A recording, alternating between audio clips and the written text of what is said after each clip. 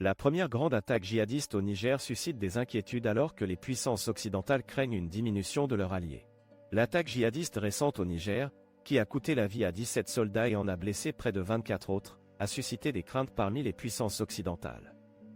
L'attaque est un rappel cruel des conséquences potentielles qui pourraient découler du récent coup d'État mené par la garde présidentielle d'élite.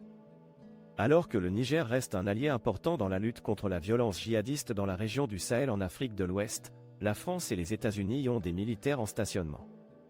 Cependant, suite au coup d'État, les opérations militaires ont été suspendues, offrant aux groupes djihadistes l'opportunité d'intensifier leurs activités. L'attaque contre l'armée nigérienne après 6 mois de pause est un développement inquiétant qui pourrait potentiellement signaler une escalade de la violence. Des experts, tels que Wassim Nasser du Soufan Center, suggèrent que l'attaque est le résultat de factions djihadistes qui se battent pour le contrôle dans le vide sécuritaire créé par le coup d'État. Cette guerre en cours entre le groupe État islamique et l'affilié d'Al-Qaïda, Jamaat Nusra al-Islam wal-Muslimin, souligne la situation précaire au Niger. Les pays voisins ont fait part de leurs préoccupations quant au coup d'État et envisagent une intervention militaire pour rétablir l'ordre. Les partisans du coup d'État ont commencé à enregistrer des volontaires pour combattre et assister la junte, faisant craindre un conflit régional. Cependant, la probabilité réelle d'un tel conflit reste incertaine.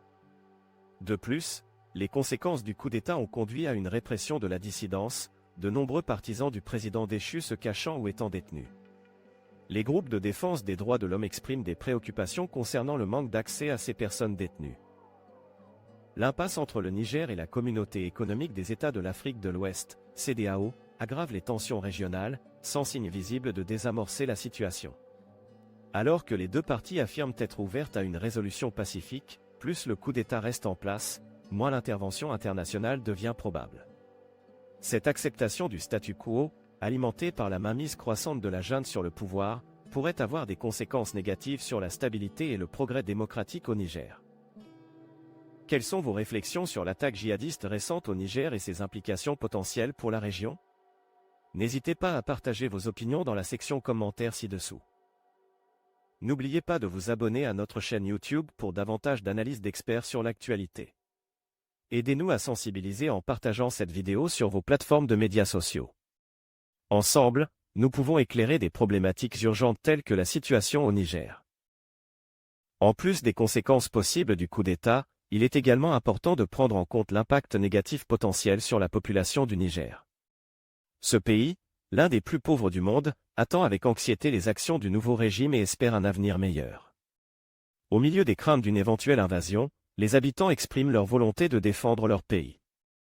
Cependant, les expériences passées dans les pays voisins, où des combattants volontaires ont été accusés de commettre des atrocités contre les civils, servent d'avertissement. L'attaque djihadiste récente au Niger met en évidence la vulnérabilité du pays à la suite du coup d'État. Les puissances occidentales, qui dépendaient auparavant du Niger en tant qu'allié précieux dans la lutte contre la violence djihadiste, appréhendent désormais les conséquences potentielles d'un gouvernement affaibli. La nécessité d'une résolution pacifique et du rétablissement de l'ordre démocratique est primordiale. Alors que la situation évolue, il est crucial que les acteurs régionaux et internationaux évaluent les risques et envisagent la meilleure voie à suivre pour assurer la stabilité et la sécurité tant au Niger que dans la région du Sahel dans son ensemble.